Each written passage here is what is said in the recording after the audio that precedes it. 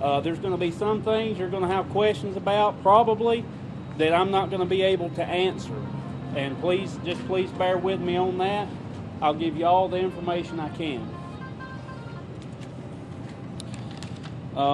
Also, 3 individuals that have been arrested, their photos can be pulled if you need them. If you don't already have them, they can be pulled from our Facebook page, or one of my staff members can get those photos to you after this is over. So, and let's get that phone cut off. Off. On May 11th, we began an investigation y'all are all aware of, where a student from Calhoun High School at an after-prom party. The report came in that she had been raped at an after-prom party that occurred in Gilmer County. It was on May 10th, on Saturday night, going into May 11th, Sunday morning. The investigation began into those allegations on that day, and has gone and has resulted in 3 individuals being arrested this morning. They all 3 turned themselves in to the Gilmer County Jail. Their names are Avery Johnson, Andrew Haynes, and Chapman. They're all of Calhoun, Georgia, and they're all 18 years old. It's been 18 days since we began that investigation. There has been a lot of emotions. It's been a very emotional case, certainly for the community, city of Calhoun, and Calhoun High School. We have worked as fast as we could work to bring an end to this case, but we did not work this case on Calhoun's timeline or the media, which I've already said y'all stayed off our backs, and we appreciate that. We worked it at our pace. I had my entire detective division, except one detective assigned to this case, and so it's been a hectic time. We've done over 50 interviews with witnesses, suspects, victims. We've done 50 plus interviews. We've had a certain amount of forensic evidence that some is at the Georgia Bureau of Investigation Crime Lab. Some of it was analyzed by the Georgia Bureau of Investigation, some of their specialty units, and gotten back to us. We've been going through that, and again, it resulted in those 3 individuals being arrested this morning, or turning themselves into the jail. They are charged with sexual battery, aggravated sexual battery, and consumption of alcohol by an underage person. They have been booked into the Gilmer County Jail. They have bond set in the amount of $51,000. Although they are there at this point, I do anticipate that all 3 individuals will be making bond by this afternoon.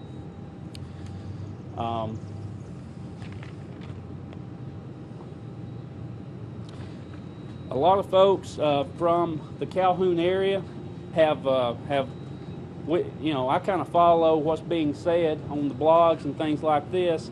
There's been a lot of question of why so long, why is there not an arrest, and all kinds of speculation as to why that is. Okay, I can tell you that was simply Gilmer County Sheriff's Office investigating a very serious crime, very serious allegations, and us taking our time. We got one other thing here. As late as yesterday, we interviewed an individual and obtained very valuable information. In a case, especially involving teenagers or young people, once you make an arrest, the information flow tends to shut down. That's simply why that we held off. About 3 days into the investigation, we kind of knew where we were headed with this, and we just wanted to get all we could get before we put people in jail. At this point, I'm going to stop and I'll take questions. Sheriff, I noticed that 3 students are charged with sexual battery, not sexual assault. Was there an object used, and describe the sexual crime, since it sounds like it's not written? Let me clarify. And I did, but let me be clear. It was aggravated sexual battery, and sexual battery and aggravated is 2 separate crimes.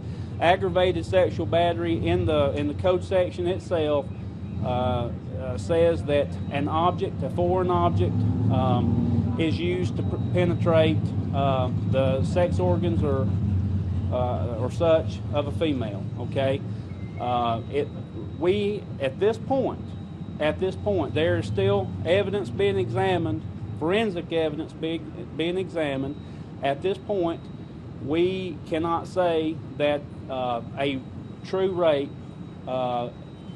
meaning rape as described in the code section, intercourse, we cannot say intercourse occurred.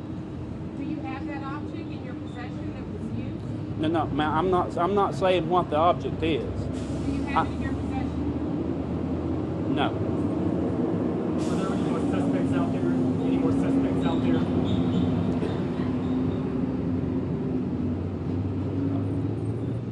There's a possibility of further charges of a serious nature. I'm not going to go into that at this point. How are the teenagers able to rent this cabin, and was there any parental supervision when this was going on? The cabin belonged to the parents of one of the attendees. Which one?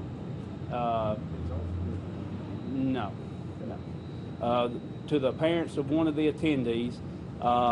It's our belief that there was a small contingent of after prom party planned as far as the parents was aware, and we have some evidence to back that up, that the parents was not aware that this was going to turn into what it turned into. Is there any negligence on the part of the parents? Do they have knowledge that alcohol is going to be consumed? Not to my knowledge. Not to our knowledge. No. Where did the alcohol come from? It came from multiple attendees of the party. We have some of the attendees that were there that had admitted to bringing the alcohol, and then some just say that it was there and it showed up. But we don't have any adult at this point related to the alcohol. The alcohol showed up with some of the attendees. All of the attendees were 20 years of age or younger. Now, are any of those other children or students going to be charged with underage drinking, since you said to me that they were all drunk? Not all, nearly all. We do anticipate at some point in the near future, we anticipate filing charges on everyone that we can prove was drinking. What kind of alcohol are they consuming? Both beer and liquor, and probably wine. Just all kinds of alcohol. Why were there so many 20-year-olds at an after prom party? Well, there was actually only 3. They were all under 20. They were 20 or under. Yes. We have heard some rumor, I guess you could say, that this victim was provided with some kind of drug that may have amplified the intoxication. Do you have any? We don't have anything to back that up at this point. Were any illegal drugs consumed at the party? Once again, Were any illegal drugs consumed at the party? we don't have anything to back that up. What can you tell us about the victim? We're going to protect her identity, but tell us about her injuries. She was hospitalized. How many days? Okay, that's a rumor. She was only in the hospital the next day for several hours. She initially went to Gordon Hospital in Calhoun. They couldn't do the exam that was needing to be done. They sent her, once they realized that this had happened here, she was sent to our hospital, North Georgia Medical Center here in LJ. And they performed the sexual assault exam kit, and she was here for a number of hours, okay? She was not hospitalized for days. I've heard that too. That's false. But I will say this. Her injuries were substantial in respectively speaking, to I've been here 23 years, and her injuries were substantial. How old is she? She is 18 years old. 18. She said. I don't believe that to be the case. Were there adults in the home at the time? No. Will an 18-year-old Dalton boy from Southeast Woodville High School, will he be charged as well as before? That's still up in the air. That's still up in the air. You know, in the incident report, Sheriff, she said she could not identify any of the guys that she put who assaulted her. What information have you got to make this identification of these three that are now charged? 50+ interviews. Okay. Have they made any kind of admission? I'm not going to go into the suspect statements. I'm not going to do that. Were other people around at the time this happened? Is a foreign object, is that right? You cannot confirm rape, but it's a foreign object and you're positive was used in this case? A foreign object can be anything except the male sex organ of a male. So can it also, It can be anything. That's can it correct. also be like a finger? It could be. Were those How three out of men? control was this party from the description of the witnesses? Sounds like the party was pretty out of control. How many hours had they been drinking?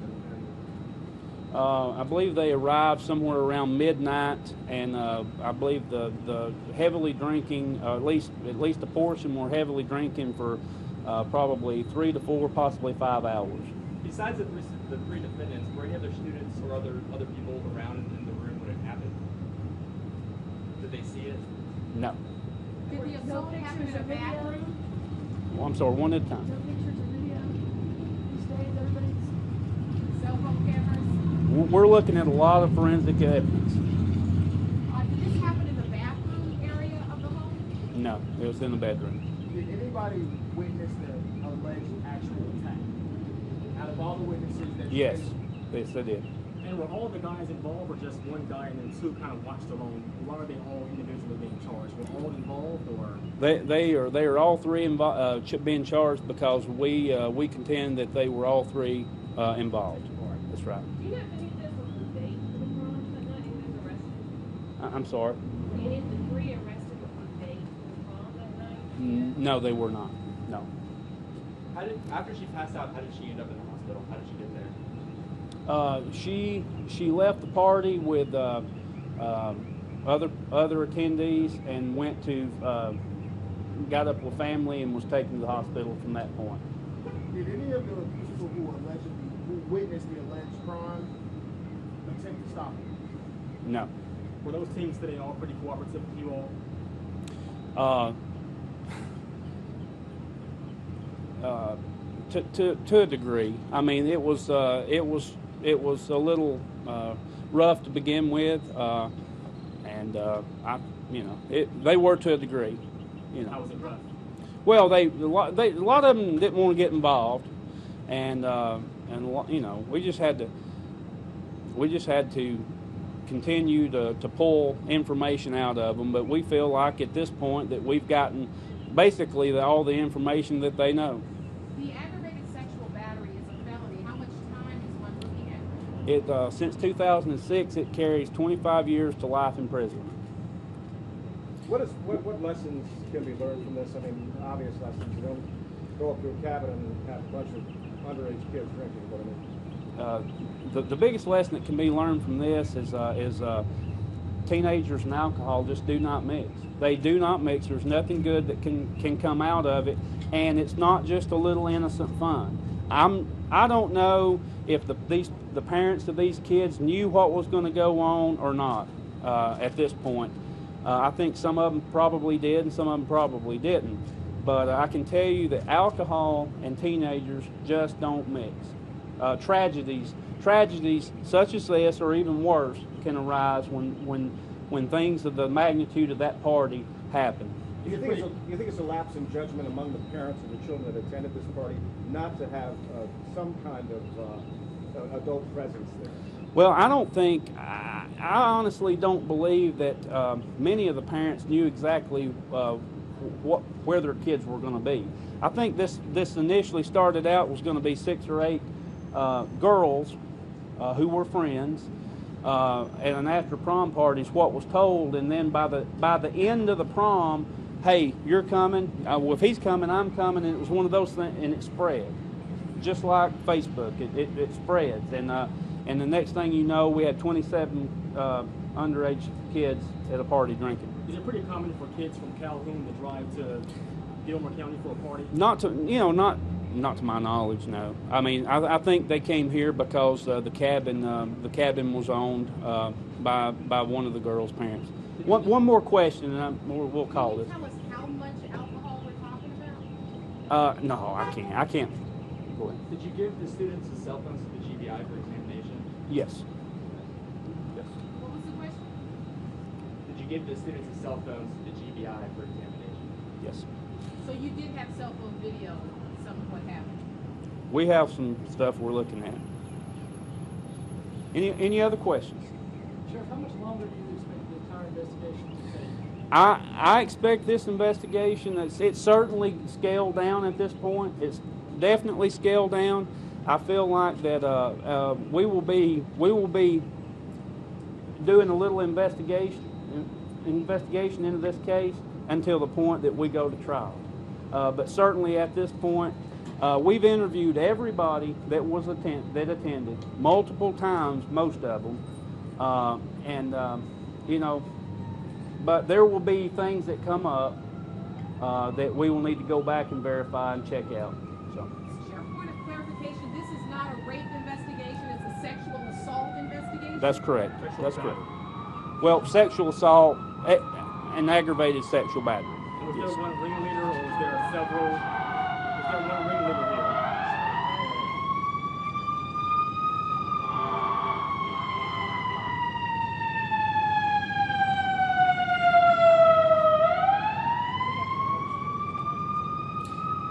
I can't tell you that there was one ring leader. No, I can't tell you that. And when is their first appearance? Their first appearance, but since they will be making bond, they will be given an arraignment date, and I don't know when that'll be. It'll be set by the court. Tomorrow or? Oh no, it won't be that. It won't be that quick. It'll probably be a month or so. How is Calhoun High School dealing with this situation? LT, you'd have to talk to the school system about that. I know they've had a tough time over there. They've got a lot of mixed emotions about this over there that they're dealing with. But the good thing about it is they're in their summer break now, so that's the best thing. Time will heal a lot of those wounds. Where specifically in the cabin did it occur? Was it in the bedroom? It was in a bedroom. Okay, and you said other people witnessed it, but no one else was in the room. Is that correct? There was a witness, yes. There was another person in the room. Would that be Red Harbor? No, confirm that. Thank you.